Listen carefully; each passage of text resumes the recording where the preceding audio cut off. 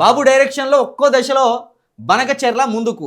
గత జూలై నెలలో 200 టీఎంసీల గోదావరి జలాల మళ్లింపునకు కేంద్రంలోని బీజేపీ సర్కార్ గ్రీన్ సిగ్నల్. తెలంగాణ ప్రభుత్వానికి తెలిసిన 5 నెలలుగా గప్చుప్. లింక్ ప్రాజెక్టుపై కేంద్ర జల సంఘం గుట్టుగా కసరత్తు. అందులో భాగంగానే వారం వ్యవధిలోనే కమిటీలకు పేర్లు ప్రతిపాదించిన ఆంధ్ర తెలంగాణ ప్రభుత్వాలు ప్రజల దృష్టిని మళ్లించడం కోసం నామమాత్రంగా సుప్రీంకోర్టులో కాంగ్రెస్ సర్కార్ పిటిషన్ దాఖలు. బచావత్ ట్రిబ్యునల్ అవార్డు వాటాల్లోనే 200 టీఎంసీల నీటిని మిగులుబాటుగా నిర్ధారణ. ఎగువ రాష్ట్రాల నీటి హక్కులను పట్టించుకొని కేంద్రం గుట్టును మాజీ మంత్రి హరీష్ బయటికి పెట్టగానే సుప్రీంకోర్టు కేసులు తెరపైకి తెచ్చిన ఉత్తమ్ కుమార్ ఇక మొత్తానికి బనకచెర్లతోటి తెలంగాణకు దక్కవలసిన 299 టీఎంసీల వాటర్ని కేవలం 45 టీఎంసీలు చాలు అని మన ముఖ్యమంత్రి గారు అదేవిధంగా కాంగ్రెస్ సర్కారు ఈ తెలంగాణ నీళ్లను అప్పనంగా గురువు చంద్రబాబు నాయుడు గారికి అంటగట్టే ప్రయత్నం చేస్తున్నది.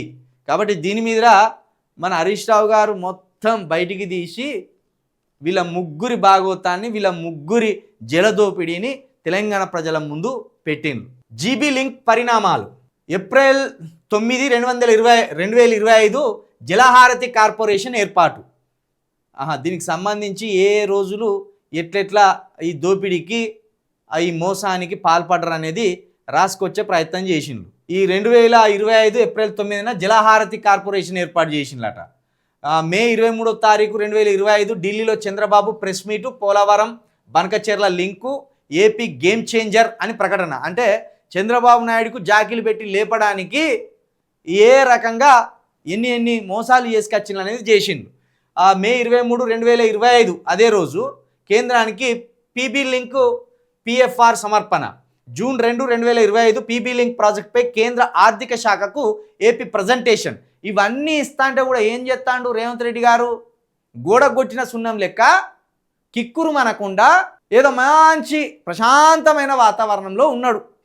ఏం జరుగుతలేదు తెలంగాణలో అన్నట్టు, నిమ్మకు నీరెత్తనట్టు ఉన్నాడు అన్నట్టు.